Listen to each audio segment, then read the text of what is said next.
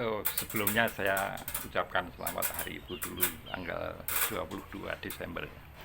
Eh, ya, sesuai dengan niat saya, kalau hari Minggu sebetulnya saya pengen membaca cerpen, tetapi kali ini juga belum bisa karena ada, ya, masih terkait dengan peristiwa seni. Jadi kalau di Bali itu terkenal dengan ungkapan eh, everyday Sunday, itu betapa menggambarkan bahwa hari Minggu itu adalah hari yang menyenangkan, terbebas dari urusan politik, karena politik itu seringkali membuat jengkel, membuat enek, membuat marah dan seterusnya, sehingga eh, menghindari berbicara politik itu adalah sesuatu yang menyenangkan, begitu ya. Eh, Seni kali ini itu terkait dengan eh, seni lukis yang baru-baru ini juga ramai. Kemudian ya, tidak bisa tidak kita masih terkoneksi dengan dunia politik ya, meskipun itu frame-nya adalah frame seni. Apa yang terjadi di Galeri Nasional yang menurut beberapa media menyebut pemberedelan karya seni, pameran karya seni dari pelukis asal Yogyakarta yang bernama Yos Suprapto ya. Ya, sebenarnya sudah sangat senior, dan tema dari pameran lukisan itu adalah kebangkitan dari tanah untuk kedaulatan pangan, itu kira-kira ya. Jadi sebetulnya semua produk seni, baik itu lukis, itu puisi, itu cerpen, itu teater, itu memang akan menjadi lebih bermakna ketika ada ide tema yang diusung dalam peristiwa-peristiwa seni atau produk-produk seni ya. Jadi kalau kita pernah dengar ungkapan dalam bahasa Perancis lah lah atau art for art, ucapan bahasa Perancis tadi yang ngikuti ngikuti Google Translate itu ucapannya semacam itu, artinya art for art ya.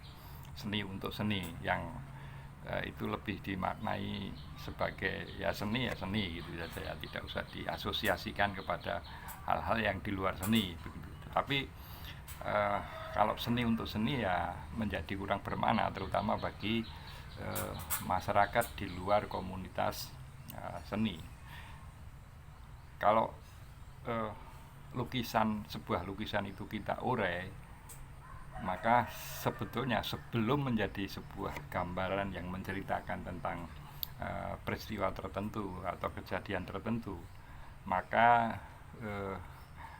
lukisan itu kalau kita urai unsur-unsurnya hanya sebuah kanvas, kemudian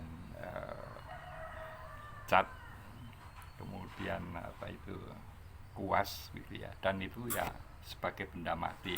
Ketika seorang seniman mampu mengorganisir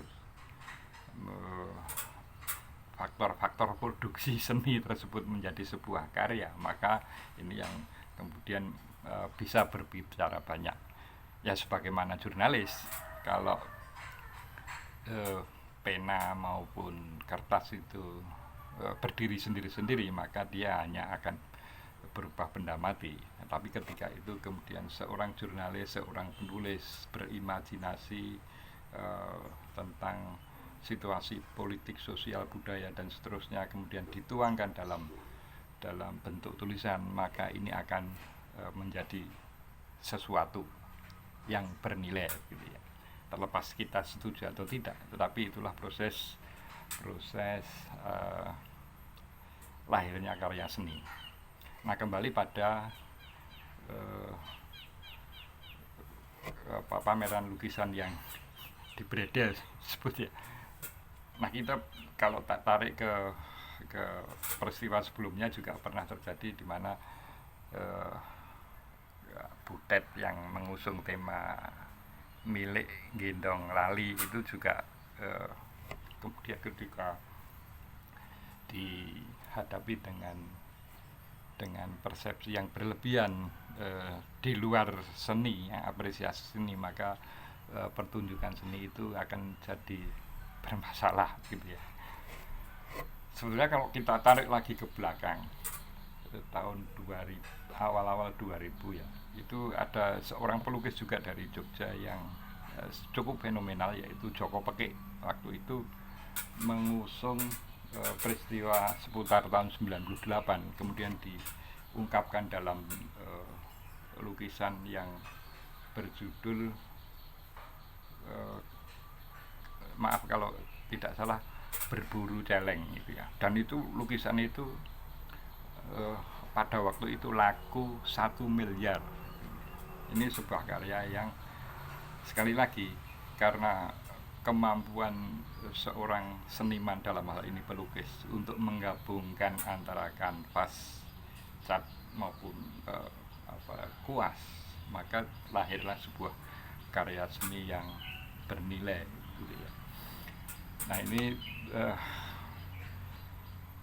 ketika membredel menjadi satu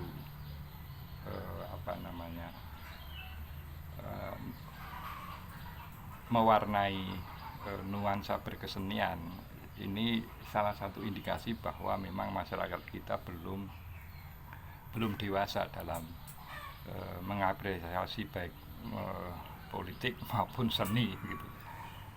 Nah, kapan kita menjadi dewasa?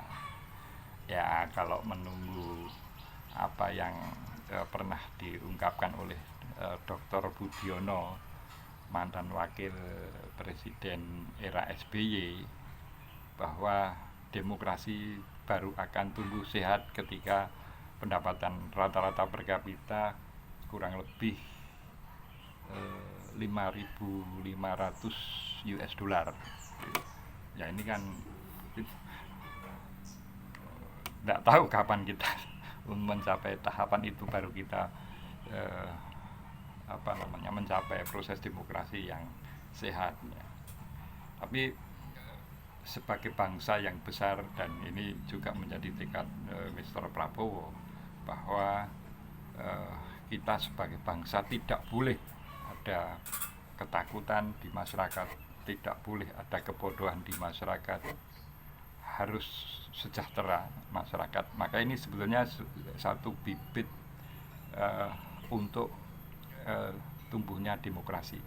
Tetapi kalau kita mau menjadi bangsa yang lebih besar lagi, sebagaimana diprediksi oleh Pak Budiono, kita baru akan mencapai kesehatan demokrasi pada level pendapatan tertentu, yaitu 5.500 US dollar per kapita.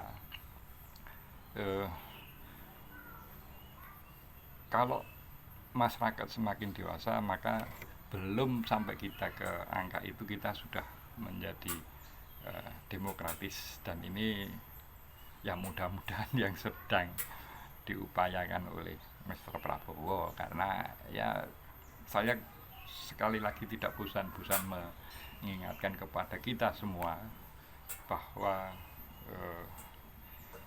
Mr. Prabowo itu harus kita lihat dari apa yang dia pikirkan, dia tulis, dia ucapkan, untuk menilai apa yang dia lakukan. Nanti menjadi bahan evaluasi bersama. Saya tidak anti terhadap Prabowo, saya tidak mengagumi membabi buta, tetapi saya melihat Mr. Prabowo secara rasional. Kalau apa yang dipikirkan, dituliskan, kemudian diucapkan, diwujudkan dalam kebijakan yang nyata, maka high respect to Mr. Prabowo. Tetapi kalau sebaliknya, ya itu hanya konsekuensi logis saja. Mr. Prabowo sendiri tentu akan menilai dirinya tidak konsisten dalam apa yang dipikirkan, yang ditulis, diucapkan, dan dilakukan. Nah ini saya kira Mr. Prabowo punya ya artinya latar belakang patriot yang luar biasa, kemudian secara intelektual juga bergaul luas dengan tokoh-tokoh internasional. Saya kira kita bisa berharap pada Mr. Prabowo. Oke, jadi ngelantur antara seni dan tapi ya namanya juga masyarakat sebagaimana diharapkan oleh Mr. Prabowo, ya kita tidak perlu mengalami ketakutan ketika mengapresiasi apapun, toh kita tidak melakukan hal-hal yang destruktif, tetapi justru dengan kita kalau ada yang negatif kita utarakan, itu saya kira adalah satu yang konstruktif, sebagaimana tema lukisan dari Yos Suprapto. Salam konstitusi.